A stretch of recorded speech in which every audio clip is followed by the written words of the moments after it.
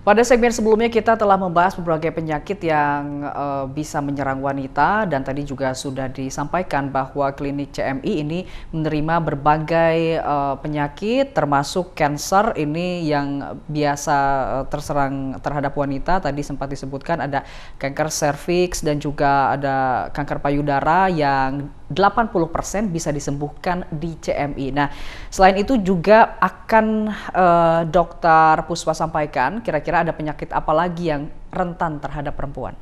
Baik, sebenarnya selain kanker tadi, ini ada satu permasalahan lagi yang sepertinya ya sebenarnya sudah lama tapi sekarang itu cukup gandrung ya. Itu adalah autoimun begitu.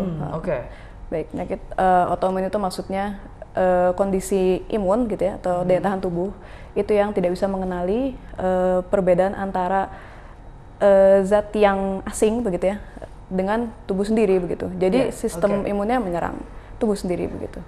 Nah, apa yang kemudian terjadi dalam tubuh begitu?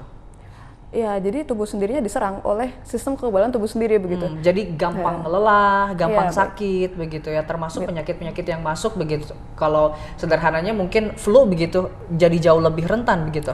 Atau seperti apa? Sebenarnya lebih ke jadi tubuh itu seolah-olah benda asing gitu. Tubuh itu sendiri adalah benda asing. Jadi ya sistem imun kita menyerang tubuh sendiri gitu. Sebagaimana sistem imun menyerang bakteri misalnya atau virus tadi seperti virus flu itu kan diserang oleh sistem imun kita. Namun ini dalam kasus ini itu tubuh kita sendiri yang diserang oleh sistem imun kita sendiri begitu. Nah, banyak sekali permasalahan autoimun ini yang datang ke CMI dan berobat di CMI. Lalu seperti apa kelanjutan daripada orang-orang yang kemudian menderita autoimun ini? Baik, sebagaimana saya selalu sampaikan bahwa pada prinsipnya kami melakukan revitalisasi tubuh.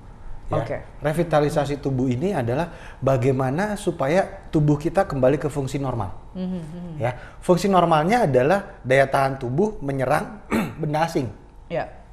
Pada kasus autoimun ini kan error. Iya, betul. Daya tahan tubuh menyerang tubuh sendiri. Nah, itu formula Ibnu Sina dapat juga mengkalibrasi hal tersebut. Ya, makanya saya selalu bilang bahwa CMI kita mengkalibrasi tubuh. Semua yang error diperbaiki. Awalnya programnya satu, maka harus kembali ke satu. Ya. Kalau itu bisa kembali ke satu, harusnya segala macam penyakit bisa sembuh. Karena pada prinsipnya tubuh bisa menyembuhkan diri sendiri. Gitu. Tadi bicara autoimun tadi, nah penyakit ini sering menyerang begitu, apalagi menjadi hype kembali begitu karena beberapa kasus di Indonesia ini malah banyak sekali kasus autoimun ini. Nah, kalau ingin datang ke CMI, nah apa metode yang akan diberikan oleh CMI? Metode kita itu sama, Mas Iwan. Bahwa metode kita pertama adalah konsultasi dokter. Ya. Kemudian yang kedua periksa laboratorium. Ya. Kemudian yang ketiga baru kita akan berikan sediaan formularium Ibnu Sina. Gitu. Nah, untuk mengetahui kemudian saya punya masalah di autoimun tadi seperti apa? Itu dokter yang bisa menegakkan diagnosa. Oke. Dokter mungkin seperti apa kira-kira dok kalau ternyata ini masalah saya ini adalah autoimun saya? Kalau itu yang mendiagnosis adalah ada spesialis ya. Tapi memang ada marka-markanya begitu. Itu biasanya dilihat dari hasil laboratorium. Nanti ada dalam darah itu ada marka-marka tertentu yang akan menunjukkan bahwa pasien ini mengidap kelainan autoimun begitu. Nah, setelah itu kemudian biasanya metode yang dilakukan oleh dokter ini yang secara medis seperti apa untuk proses autoimun ini? Sebenarnya bukan ranah saya hanya dokter umum. Jadi pada akhirnya saya akan merujuk begitu kepada pihak spesialis begitu kalau untuk autoimun begitu. Tapi ya mungkin bisa kalau untuk CMI ada ini sendiri. Jadi memang kalau autoimun ini kan problemnya adalah di imun tubuhnya. Betul. Ya. Jadi sudah pasti kemarin saya sempat ngalamin ini karena istri saya juga katanya ada autoimun. Jadi begitu beliau berobat ke dokter spesialis, maka dokter spesialis memberikan imunodepresan.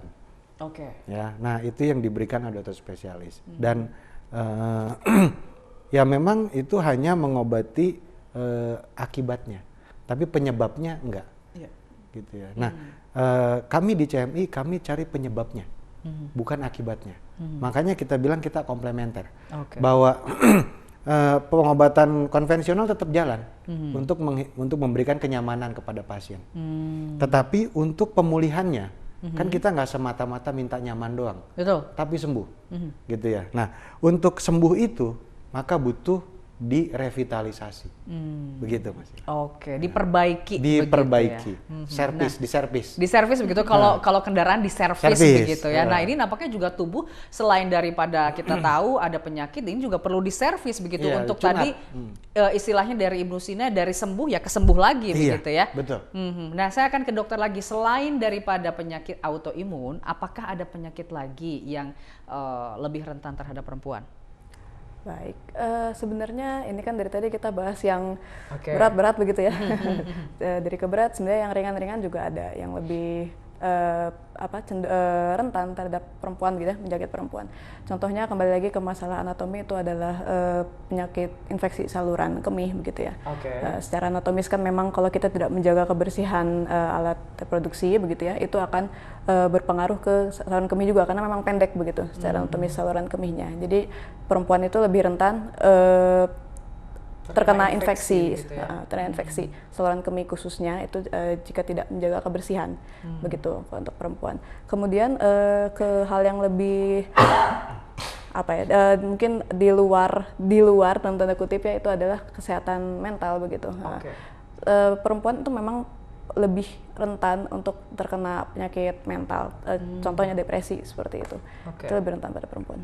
Jadi perempuan ini rentan terhadap penyakit-penyakit mental health begitu ya. Nah, kenapa kemudian ini bisa terjadi? Kenapa itu bisa terjadi? Apa yang kemudian membuat artinya adalah perempuan jauh lebih rentan begitu? Bagaimana saya menjelaskannya? Itu kalau yang saya pahami itu memang secara biologis memang seperti itu begitu. Jadi ini berkaitan dengan kekhawatiran begitu ya. Iya, ini berkaitan dengan apa ya istilahnya? Neurobehavior gitu ya. Itu memang sudah trait-nya perempuan seperti itu gitu. Begitu, dia lebih rentan. Tadi belum sempat begitu jelaskan terkait dengan saluran kemih begitu yang jauh lebih pendek. Nah, ini juga ujung-ujungnya bisa mengakibatkan kanker juga begitu ya. Infeksi begitu. Jadi ke infeksi saluran kemih yang lebih berulang dibanding laki-laki karena karena saluran kemih pada perempuan itu lebih pendek daripada laki-laki. Jadi jika perempuan tidak menjaga kebersihan khususnya di bagian vital begitu ya, itu lebih rentan terkena infeksi. Nanti infeksi saluran kemih kalau tidak sering berulang atau tidak diobati dengan baik gitu, itu bisa menjalar infeksinya lebih dalam gitu ke organ-organ sekitarnya. Begitu. Nah ini yang sebetulnya harus dikhawatirkan oleh para perempuan begitu, terutama apa yang membuat ini terjadi, apakah karena kurang bersih atau karena ada kan juga permasalahan-permasalahan seperti misalkan tidak mengganti pembalut begitu secara berkala atau seperti apa? Ya, kalau infeksi itu memang berkaitannya dengan kebersihan ya.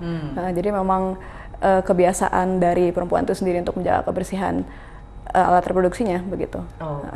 Selepas jeda kita akan membahas soal CMI, tetap bersama kami di Dokter Anda.